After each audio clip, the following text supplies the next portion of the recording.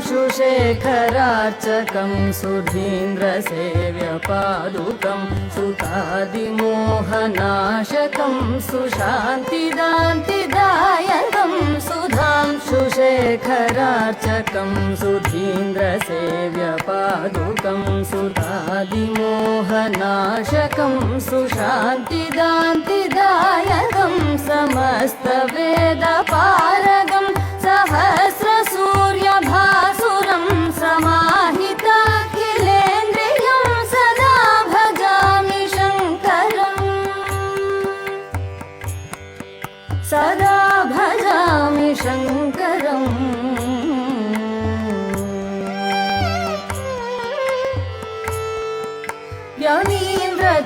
यमीन्द्रचक्रवर्तिनं यमादियोगवेदिनं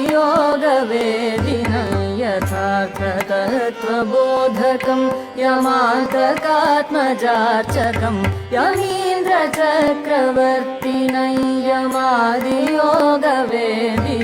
यथार्थतत्त्वबोधकं यमान्तकात्मजार्चकम् चक्रवर्तिनं यमादियोगवेदिनं यथार्थतत्त्वबोधकं यमान्तकात्मजार्चकम्